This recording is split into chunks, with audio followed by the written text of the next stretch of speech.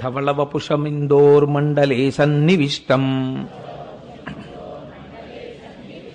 భుజగవలయహారం భస్మదిగ్ధాంగమీశం మృగయపరశుపాణిం చారుచంద్రార్ధమౌళిం హృదయకమలమధ్యే సంతతం చింతయామి. శివో మహేశ్వరః Shambho Pinaki శశిశేఖరః వామదేవో విరూపాక్షః Kapardi నీలలోహితః శంకరః శూలపాణిశ్చ ఖట్వాంగీ విష్ణువల్లభః CP విష్టోంబికానాథः శ్రీకంఠో భక్తవత్సలః భవః సర్వస్త్రిలోకేశः శితికంఠः శివాప్రియః ఉగ్రః కపాలీ కామారీ అంధకాసురసూదనః గంగాధరో లలాటాక్షః కాలకాలః కృపానిధిః భీమః పరశుహస్తశ్చ మృగపాణిర్జటాధరః కైలాసవాసీ కవచీ కఠోరస్త్రిపురాంతకః వృషాంకో వృషభారూఢో భస్మోద్ధూళితవిగ్రహः సామప్రియः సర్వమయస్త్రయీమూర్తిరనీశ్వరः సర్వజ్ఞః పరమాత్మా చ సోమసూర్యాగ్నిలోచనः హవిర్యజ్ఞమయः సోమః పంచవక్త్రः సదాశివः విశ్వేశ్వరో వీరభద్రో గణనాథः ప్రజాపతిః హిరణ్యరేతా దుర్ధర్షో గిరిశో గిరీశో నఘః భుజంగభూషణో భర్గో గిరిధన్వీ గిరిప్రియః కృత్తివాసాః పురారాతిర్భగవాన్ ప్రమదాధిపః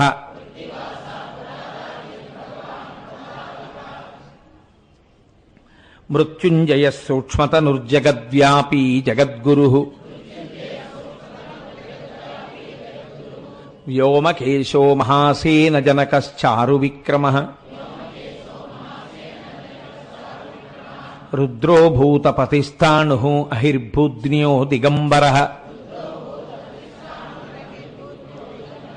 అష్టమూర్తిరనేకాత్మా సాత్వికः శుద్ధవిగ్రహः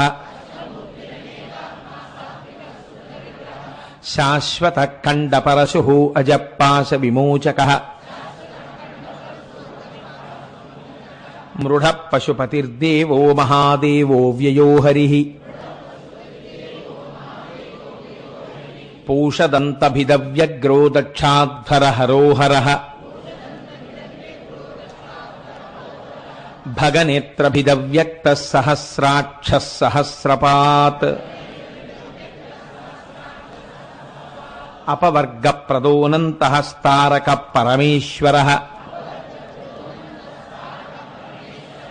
ఏవం శ్రీశంభుదేవస్య నామ్నామష్టోత్తరం శతం.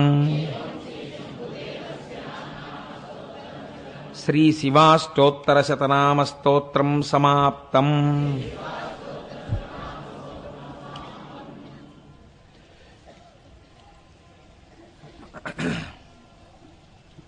ఈనాడు విభూతి ధారణకి సంబంధించినటువంటి కొన్ని విషయాలు మీతో ప్రస్తావన చేస్తాను అని చెప్పాను. ఇది శివమహాపురాణాంతర్గతమైనటువంటి విషయం. మీరు చూడండి, విభూతి ధారణము అన్నది దీని కొరకు చేయవలెను. అంటే పూజ చేసేటప్పుడే మనం ఒక రకమైనటువంటి విధానమునందు సిద్ధమై పూజాగృహమునందు ప్రవేశించవలే. నేను ఆఫీస్కి బయలుదేరుతున్నాను అనుకోండి, నేను ఆఫీస్కి బయలుదేరేటప్పుడు నా పక్కన కూర్చున్న వాళ్ళకి ఇదేమిటండి ఈయన బొత్తిగా ఇలా వారం రోజులు ఒకే ప్యాంటు చొక్కా వేసుకుంటారు అని అనిపించకూడదు కదా. కాబట్టి ఏదో ఉతికి ఇస్త్రీ చేసినటువంటి ఒక ప్యాంటు షర్టు వేసుకుని ఆఫీసులో నాకు ఇచ్చిన ఉద్యోగం చేయడానికి ఒక పెన్ను జేబులో పెట్టుకుని, మార్గమధ్యంలో ఏదైనా అవసరం పడుతుందేమో అని ఒక 25-50 ఉన్న పర్సు ఒకటి జేబులో పెట్టుకుని, ఓ జేబు రుమాలు పెట్టుకుని నేను ఆఫీస్కి వెడతాను కదా. ఇవి లేకుండా నేను ఆఫీస్కి వెళ్ళాను అనుకోండి, ఒకవేళ జేబు రుమాలు మర్చిపోయాను, పెన్ను మర్చిపోయాను, పర్సు మర్చిపోయాను, లేకపోతే ఒకనాడు బీరువా తాళాలు కనపడక గుమ్మిలో మాసిబట్టలు వేసినటువంటి గుమ్మిలోంచే నలిగిపోయిన ప్యాంటు చొక్కా వేసుకుని వెళ్ళవలసి వచ్చింది, ఒక ఉదాహరణకి. ఇప్పుడు నన్ను ఇలా మీరు ఆఫీస్కి వచ్చారు కాబట్టి మిమ్మల్ని ఉద్యోగం చెయ్యనివ్వం, మీరు క్యాజువల్ లీవ్ పెట్టి వెళ్ళిపోండి నన్ను ఎవరు అనరు. కానీ నేను ఉద్యోగం చెయ్యవచ్చు. కానీ ఇబ్బంది ఎక్కడ వస్తుందంటే, బాగా సన్నిహితులైన వాళ్ళు ఏమిటి కోటేశ్వరారు ఇవాళ బట్టలు ఏమిటి అలా అంత నలిగిపోయిన వేసుకున్నారు ఎప్పుడు లేనిది అంటారు. లేకపోతే వెళ్ళగానే అయ్యా ఇవాళ పెన్ను మర్చిపోయండి, ఒక్కసారి మీ పెన్ను ఇవ్వండి అటెండెన్స్లో సంతకం పెట్టడానికి అనాలి. ఆ తర్వాత మళ్ళీ ఏదైనా పని చేయాలంటే మీ దగ్గర 2 పెన్నులు ఉన్నాయండి, ఓ పెన్ను ఇస్తారా అని అడగాలి. అంటే మీరు ఏ ప్రధానమైన కార్యక్రమం కోసమని వెళ్ళారో ఆ కార్యక్రమాన్ని భంగం చేస్తాయి ఈ ఉపకరణములు లేకపోవడం. మీరు ఒక పూజా మందిరంలో ప్రవేశించినప్పుడు, మీరు లోపలికి ప్రవేశించేటప్పుడు కూడా మీరు అలా తయారై వెళ్ళండి అని శాస్త్రం చెప్పింది.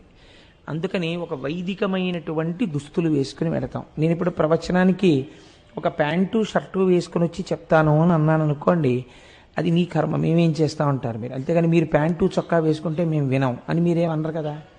కానీ నేను ఆఫీస్ నుంచి రాగానే ఆ ప్యాంటు చొక్కా విప్పేసి స్నానం చేసి సంధ్యావందనం చేసుకుని నేను ఒక పంచె కట్టుకుని ఉపన్యాసానికి ఎందుకు వస్తాను అంటే, ఇక్కడ నేను నిర్వహించేటటువంటిది ఒక వైదికమైన ధర్మం, దీనికి తగిన దుస్తులతో నేను రావాలి. అంతేకాని నేను ఒక టీషర్ట్ ఇన్షర్ట్ చేసుకుని వచ్చినా అభ్యంతరం ఏమి ఉండదు, ఎందుకంటే నేను చెప్పేదేదో నేను చెప్తాను. కానీ కొంచెం చూసినప్పుడు ఈయనకి ఆచరణ యోగ్యత లేనట్లుంది, పాపం చెప్తున్నాడు కానీ ఆ చెప్పేదానికి ఈయన వేషానికి అంత సరిపోవట్లేదు అంటారు మీరు. కాబట్టి వేషమునకు, బాహ్య చిహ్నములకు, శౌచమునకు, భగవంతుని యందు మనస్సు రమించుటకు ఒక దగ్గర సంబంధం ఉంది. మీరు పూజామందిరంలో ప్రవేశం చేసినప్పుడు శాస్త్రం అంది, ఒక విషయాన్ని తలంపునందు పెట్టుకుని కూర్చో.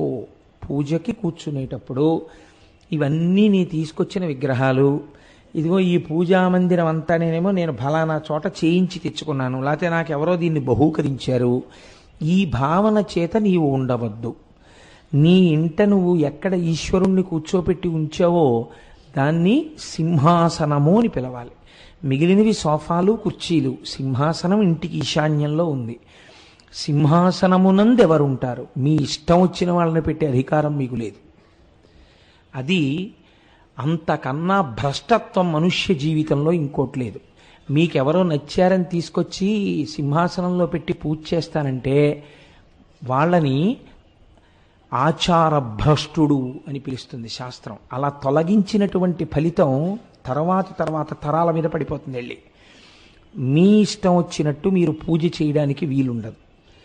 మీ ఇంటికి పూర్వాచారంగా మొట్టమొదటి నుంచి వంశంలో సంప్రదాయపరంగా సింహాసనమునందు కులదేవతగా ఎవరున్నారో వారిని మాత్రమే అర్చన చెయ్యాలి. మిగిలిన ఎవరైనా సరే వారికి పరివార దేవతలు అవుతారు. లేదా వీరందరి అనుగ్రహంతో నేను వారిని చేరుతున్నాను అనాలి, అథవా వారే వీరి స్వరూపంలో ఉన్నారనాలి. అప్పుడు మీకు అభేద భావన వస్తుంది. ఉదాహరణకి రేపు శనివారం నాకు కాసేపు విష్ణు సహస్రనామ స్తోత్రం చదువుకుని వెంకటేశ్వర సుప్రభాతంతో నా పూజ ప్రారంభం చెయ్యాలి అని నేను అనుకున్నాను అనుకోండి. అప్పుడు నేను ఏమంటానంటే, ఈశ్వర, ఒక ఉదాహరణకి చెప్తున్నాను, మాకు పరంపరాగతంగా మా సింహాసనంలో పార్వతీ పరమేశ్వరులు ఉన్నారనుకోండి.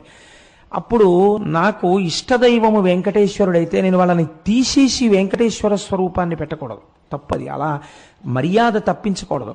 మీరు ఏం చేయాలంటే పార్వతీ పరమేశ్వరులను ఉంచుకుని చక్కగా ఒక వెంకటేశ్వరమూర్తిని కూడా పూజామందిరంలో పెట్టుకుని, ఈ వెంకటేశ్వరుడు ఈ పరమేశ్వరుడు అభేదము, వీరిద్దరొక్కటే.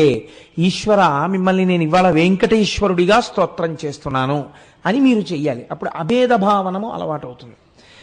తప్ప ఇది తీసేసి ఇంకోటి ఏదో పెట్టేస్తానంటే అది మర్యాద కాదు. అలా చెయ్యకూడదు కూడా పూజ, అది చాలా పెద్ద తప్పు శాస్త్రమనందు. అలా మీకు మార్చే అధికారం మీకు లేదు. అలాగే ఆడపిల్ల పుట్టింటి యందు ఎవరినైనా పూజ చేసి ఉండవచ్చు, కానీ అత్తవారింటికి వెళ్ళిన తర్వాత అత్తవారింటి కులదైవం ఎవరో ఆ కులదేవతారాధనము కొరకు కావలసిన సామాగ్రిని సిద్ధం చేస్తుంది. ఆడపిల్లకైతే అసలు తేలికండి జీవితోద్ధరణం. పూజకి ముందైతే మంచి భర్త రావాలని ఈశ్వరుని ఆరాధన చేస్తుంది. పూజ ఆ అమ్మాయికి పెళ్ళి అయిపోయిన తర్వాత ఇంకా భర్త పరమేశ్వరుడు. అందుకే ఆడదానికి ఉన్న పుణ్యం పురుషుడికి ఉండదు ఖాతాలో. భర్తగారు సంధ్యావందనం చేసుకుని పూజ చేసుకుంటుంటే ఆవిడ టిఫిన్ చేసింది, ఆయన వచ్చి కూర్చుని టిఫిన్ తిన్నాడు. ఆయన ఎలా కూర్చుని తిన్నా ఆవిడకి అనవసరం, ఆవిడ టిఫిన్ చేసి పెట్టింది. ఈశ్వరుడికి పొద్దున్న ప్రాతకాల నివేదనం చేసిన ఫలితం ఆవిడ ఖాతాలో వేస్తారు. ఆవిడ మధ్యాహ్నం భోజనం వండి పెట్టింది, ఈశ్వరుడికి మహానైవేద్యం పెట్టిన ఫలితం ఆవిడ ఖాతాలో వేస్తారు. ఈయన మహానైవేద్యం పెట్టకుండా తిన్నాడు, ఈయన భ్రష్టుడు అని ఈయన ఖాతాలో వేస్తారు. ఈయన మహానైవేద్యం పెట్టాడు, ఇందులో సగం ఆవిడ ఖాతాలో వేస్తారు. మళ్ళీ అదో చిత్రం. అందుకే యోగ్యుడైన భర్త దొరికినటువంటి స్త్రీ జీవిత చరమాంకమునందు, అంటే శరీరం పడిపోయిన తర్వాత ఈయన కన్నా పుణ్యం ఆవిడ ఖాతాలో ఎక్కువ ఉంటుంది. కాబట్టి ఇప్పుడు మీరు లోపలికి వెళ్ళినప్పుడు ఒక భావన చెయ్యవలెను. సింహాసనమునందు ఏమా భావన? శం నిత్య సుఖమానందం ఇకార పురుష స్మృత వకార శక్తిరమృతం మేళనం శివ ఉచ్యతే. మనం శివ మహాపురాణం మాట్లాడుతున్నాం కాబట్టి శివశబ్దం గురించి మాట్లాడుతోంది శాస్త్రం. ఇందులో శివ అన్న మాటని మీరు శివుడు ఆ సింహాసనమునందు ఉంటే, శం నిత్య సుఖం ఆనందం, ఏది నిత్య సుఖమై ఆనందమై ఉన్నదో అది మనుష్య జన్మ యొక్క పరమ ప్రయోజనము. దానితో పాటు మీకు కొన్ని కోరికలు కూడా తీరవలెను. ఎందుకంటే మీరు గృహస్థాశ్రమమునందున్నారు కనుక. ఇకారః పురుష స్మృతః, కూర్చుని ఆరాధన చేస్తున్న వాడికి కావలసినటువంటి సమస్త కోర్కెలను తన సంకల్పమాత్రం చేత తీర్చగలిగినటువంటి సమస్త లోకాధీశుడైనటువంటి సృష్టికర్త, స్థితికర్త, ప్రళయకర్త ఏకరూపమును దాల్చి సాకారుడై ఇవాళ ఈ సింహాసనమునందు కూర్చుని ఉన్నాడు. వాడిని అర్చించుటకో నా శక్తి చాలదు, కానీ నేను ఒక్క 2 పుష్పములను ఆయన పాదముల మీద ఉంచితే ఆయన దయాళువు, కరుణాసముద్రుడు, ప్రీతి చెందుతాడు. ప్రీతి చెందితే ఏం చేస్తాడు? వకార శక్తిరమృతం, ఆయన శక్తి అమృతము, అది తరగదు. ఇవాళ మా ఇంట్లో నాకేదో సుఖాన్ని ఇస్తే ఇవాళ కోటేశ్వరరావుకి ఇచ్చాను, రేపు మీకు ఇస్తానండి, ఇవాళ ఆయనకి ఇచ్చాను కదా మీకు ఇవ్వడం కుదరదా అనవలసిన అవసరం ఆయనకి లేదు. ఏకకాలమునందు కొన్ని కోట్ల మంది కోర్కెలను ఆయన తీర్చగలడు. కాబట్టి వకారః శక్తిరమృతం మేళనం శివ ఉచ్యతే. ఇలా అనంతమైన శక్తి స్వరూపుడై కోరుకున్న వాళ్ళ కోర్కెల్ని ఏకకాలమునందు ఇంతమంది కోర్కెలు తెలుసుకుని తీర్చగలిగినటువంటి సమర్థతతో కూడి ఉన్న ప్రభువునకు శివ అని పేరు. కాబట్టి ఆయన మంగళములను చేస్తాడు, శోభనం చేస్తాడు, శుభం చేస్తాడు. పూజ చెయ్యవలసిన అవసరం అసలు ఎందుకు వస్తుంది గృహస్థుకి? సరే, నేను మిగిలిన ఆశ్రమంని పక్కన పెట్టి మాట్లాడడానికి కారణం ఏమిటంటే వారికి కొన్ని పరిమితులు ఉన్నాయి పూజ యందు. కానీ అన్ని పూజలు వారు చెయ్యవలసిన అవసరం లేదు, వారు జ్ఞానమునందు ఉంటారు అని శాస్త్రం నమ్ముతోంది. కాబట్టి గృహస్థుకి అలా కాదు. గృహస్థు 3 బాధలు తప్పించుకోవాలి అని కోరుకుంటుంటాడు. ఏమా 3 బాధలు? ఒకటి ఆధ్యాత్మికమైన బాధ. ఆధ్యాత్మికమైన బాధలు అంటే ఏదో శరీరమునందు జ్వరము వచ్చుట, లేకపోతే తన భార్యకి అనారోగ్యము వచ్చుట, తన బిడ్డలకు అనారోగ్యము వచ్చుట, తన ఇంటిలో ఉన్నటువంటి పశువులకు అనారోగ్యము కలుగుట. పశువుల్ని కూడా కలుపుతుందండి శాస్త్రం. ఎందుకో తెలుసా? రుద్రాధ్యాయం మాట్లాడుతూ ద్రాపేయంధస్సస్పతే దరిద్రం నీలలోహిత అంటూ అస్మిన్ గ్రామే ద్విపదే చతుష్పదే పుష్టిం అంటుంది. ఇంట్లో ఉన్నటువంటి ఆవు జబ్బొచ్చి పడిపోయి ఉందనుకోండి, అది ఏమీ తింటలేదు, పుళ్ళు వేసేసింది, కాకులు పొడి చేస్తున్నాయి, దుర్వాసన వస్తోంది, నెత్తురు కారుతూ, ఇంట్లో ఉన్న యజమాని అన్నం తినలేడు, ఆవు అంత బాధపడుతుంటే. కాబట్టి చతుష్పదే, మీదైనటువంటి ఆవు దూడ అన్నీ సుఖంగా ఉండాలి. ఇప్పుడు శరీరమును బాధించేటటువంటి జ్వరము, పుళ్ళు, దీర్ఘకాలిక రోగములు, ఇంటిలో ఉన్న ఐశ్వర్యమును అనుభవించడానికి ప్రతిబంధకమైన రోగములు, ఇవి రాకుండా ఉండాలి. ఇవి రాకుండా ఉండడం, ఉన్న ఐశ్వర్యాన్ని అనుభవించగలగడం ఈశ్వరీచ్ఛ. ఆయన అనుగ్రహము లేకపోతే ఉన్న ఐశ్వర్యము అనుభవైక వేద్యము కాదు. అందుకే మీరు కొంతమంది చూడండి, వారు బాహ్యమునందు ఐశ్వర్యము చేత ధనవంతులు, అనుభవము చేత దరిద్రులు. నేను ఈ మాట ఎందుకంటున్నానో తెలుసా అండి? ఒక్కొక్కరు చూడండి, తెల్లవారి నిద్ర లేస్తూనే ఓ 4 సెల్ ఫోన్లు ఇలా పెట్టుకుని, ఓ 2 ఫోన్లు పెట్టుకుని ఉంటారు. 8:30 వరకో 9 వరకో ఫోన్లు మోగుతూనే ఉంటాయి. ఇదెత్తి మాట్లాడతాడు, ఇదెత్తి మాట్లాడతాడు, ఇదెత్తి మాట్లాడతాడు, కాసేపు పేపర్ చదువుతాడు, 9:30కో ఎప్పుడో వెళ్తాడు, స్నానం చేస్తాడు. ఈలోగా అర్జెంటుగా వెళ్ళిపోవాలని గబగబా ప్యాంటు షర్టు వేసేసుకుంటుంటే ఓ 2 ఇడ్లీ తినండి అని ఆవిడ అక్కడ పెడుతుంది. పెడితే ఆయన నిలబడే ప్యాంట్ వేసుకుంటూ ఓ ముక్క, చొక్కా వేసుకుంటూ ఓ ముక్క, బెల్ట్ ఎట్టుకుంటూ ఓ ముక్క. ఆయనకి పాపం తిందామని ఉంది, భార్య చక్కగా ఉండగలదు, కానీ ఆయనకి తినడానికి టైం లేదు. కాబట్టి 2 ఇడ్లీ తినేసి ఓ గ్లాసుడు మంచినీళ్ళు తాగి వెళ్ళిపోతాడు. శాస్త్రం అంది వాడు దరిద్రుడే అంది. ఎందుకో తెలుసా? అనుభవమునకు రాదు ఐశ్వర్యం. అదే ఆ ఇంట్లోనే ఒక అతిథి ఉన్నాడు, దరిద్రుడు. ఆయన ఏదో పని మీద వచ్చాడు, ఏదో బంధువు కదా అని చెప్పని ఎల్లాళ్ళు ఉండమన్నారు. ఆయన చక్కగా 6 ఇడ్లీలు నెయ్యి వేసుకుని, 2 పచ్చళ్ళు, కారప్పొడి, సాంబారు వేసుకుని ఆవిడ పెట్టినవి చక్కగా తింటూ వదినా వదినా వదినా నోరారా పిలుస్తున్నాడు. ఆవిడికి లక్ష్మణమూర్తి జ్ఞాపకం వస్తున్నాడు. ఆయన సీతమ్మని చూసినట్టు చూసి మాట్లాడుతున్నాడు. చక్కగా ఆవిడ 3 పూట్ల చక్కగా పెడుతున్నారు. ఆయన నాకు సీతమ్మ తల్లి చేతి ప్రసాదం దొరికినట్టు దొరికిందంటున్నాడు. ఆయన పని అయ్యే వరకు ఉన్నాడు, తిన్నాడు, వెళ్ళాడు. ఈ నెల్లాళ్ళు ఆయనే ఈశ్వర్యవంతుడు అంది శాస్త్రం. మీరు కొంతమందిని చూడండి, నాకు కొంతమంది తెలుసు, ఇంట్లో అన్నీ ఉంటాయి, వాళ్ళు మాత్రం సరే వద్దులేండి బాగుండదు. కాబట్టి ఆధ్యాత్మికమైన అనారోగ్యము అనగా శరీరమునందొచ్చేటటువంటి వ్యాధి, జ్వరాదులు, పుళ్ళు పుట్టడం, ఇలాంటివి. ఇవి వద్దంటే ఏం ఆగిపోవు, వస్తుంటాయి. చేసిన పాపం ఎలా పోవాలి? కాబట్టి వస్తుంది, వచ్చి పీడిస్తూ ఉంటుంది. కానీ ఆ శాస్త్రం ఒక పెద్ద మినహాయింపు ఇచ్చింది. ఏమా మినహాయింపు అంటే, మూలఘాతి కాని పాపం ఉంటుంది. అంటే అది పడగొట్టేది శరీరాన్ని. శరీరంలో అనారోగ్యం ఉంటుంది, కానీ ఆయన ఆ ఇంట్లో ఉండగలడు, చక్కగా తిరుగుతూ ఉండగలడు, చక్కగా పూజ చేసుకోగలడు, 10 మందితో మాట్లాడుతూ ఉండగలడు. కానీ కొన్ని ఆయన చేయడానికి భయపడుతూ ఉంటాడు. ఆయనకి ఉంటుంది మనస్సులో, ఇంత చక్కగా ఆవకాయ అన్నం తిందామని, బీపీ ఉంది, తిన్నామంటే రీడింగ్ పెరిగిపోతుందంటారు డాక్టర్ గారు.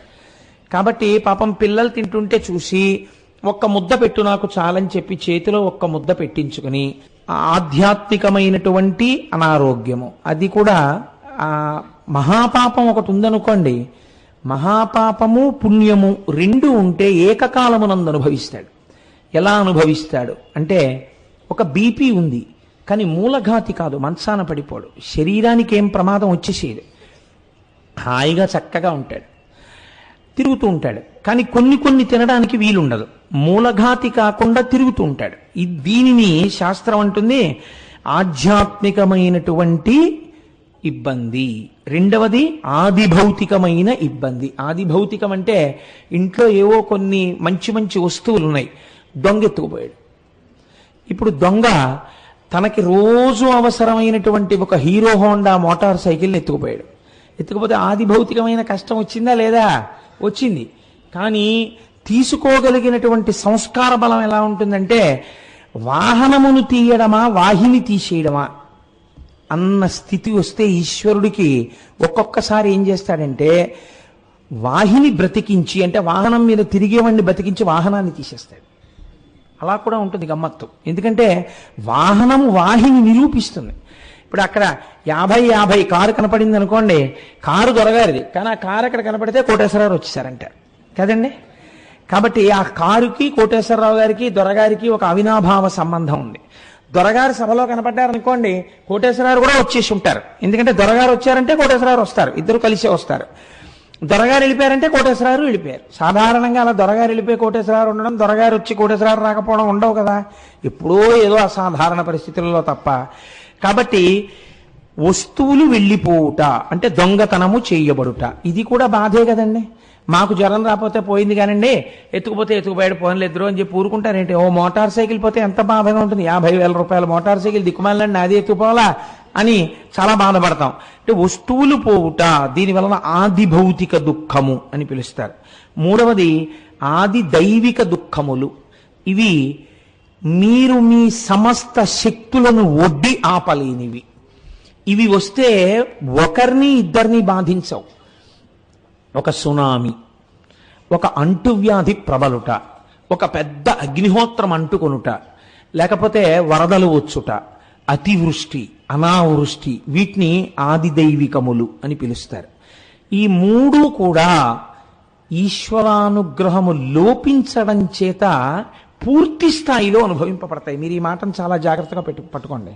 పూర్తి స్థాయిలో అనుభవింపబడుట అంటే ఈశ్వర భక్తి లేదనుకోండి, భగవంతుని ఎడల భక్తితో లేకపోతే కష్టము ఎంత పూర్తి స్థాయిలో రావాలో అంత పూర్తి స్థాయిలో వస్తుంది. ఈశ్వర భక్తితో ఉన్నాడు, ఆ రోజున కళ్ళ మీద దెబ్బ తగలాలి, కళ్ళ జోడు విరిగిపోతుంది. కాసేపు ఏమైంది, ఒక గంట 2 గంటలో కళ్ళజోడు లేదు, కళ్ళజోడు విరిగిపోయింది. కాబట్టి ఇప్పుడు ఆయన కళ్ళు దేనికి చదువుకోవడానికి పనికిరావు, ఆయన చదవలేడేమీ. సాయంకాలం ఉపన్యాసం ఎలా చెప్పగలను, ఇవాళ కళ్ళజోడు విరిగిపోయింది, ఇంత తొందరగా ఈ కళ్ళజోడు మళ్ళీ రిపేర్ అవుతుందా అని బెంగెట్టుకున్నాడు. ఏమీ చదవడం కుదరట్లేదు, కళ్ళజోడు లేదు. గభాలన ముత్యాల సత్యనారాయణ వచ్చి కళ్ళజోడు బాగు చేయించి పట్టుకొచ్చి ఇదిగోనండి బాగు చేయించానని ఇచ్చాడు. ఇది ఇవాళ యథార్థంగా జరిగిన సంఘటన. ఇప్పుడు మీరు కళ్ళజోడు పెట్టుకున్నారు, ఏమైంది, మీకు మళ్ళీ కళ్ళు వచ్చాయి. అంటే ఇవాళ మీ కంటి మీద ఏదో దెబ్బ తగలాలి, మీకు చూడ్డంలో ఇబ్బంది రావాలి కొంతసేపు. ఈశ్వరుడు ఏం చేస్తాడంటే ఆయన అనుగ్రహం ఉంటే, వీడు నన్ను నమ్ముకుని శివమహాపురాణం చెప్పుకుంటున్నాడు, వీడి కళ్ళకి దెబ్బ తగిలితే ఉపన్యాసము చెప్పగలడా చూసి. కాబట్టి ఏం చేస్తాడు, కంటి వెంట నీరు కారుతూ చూడలేక చెప్పలేని స్థితి నుంచి గట్టెక్కించి ఒక 2 గంటల సేపు కళ్ళజోడు లేకుండా చేస్తాడు. ఇప్పుడు ఏమవుతుంది, ఓ 2 గంటలు మీకు పుస్తకం ఉండదు, కళ్ళజోడు లేదు ఎలా, కళ్ళజోడు లేదు ఎలా, కళ్ళజోడు లేదు ఎలా అని కళ్ళకే దెబ్బ తగిలితే ఎంత బాధపడాలో కళ్ళకి ఉపకరణమైన కళ్ళజోడు లేక అంత బాధపడతారు. తగ్గిపోయిందా లేదా దాని ప్రమాదం, తగ్గిపోతుంది. ఈశ్వరానుగ్రహం మిమ్మల్ని రక్షించేస్తుంది. ఇప్పుడు చెప్పండి, ఈ 3 కారణముల కొరకు మీరు పూజ చేయవలెనా, చేయనవసరము లేదా? చేసి తీరాలి.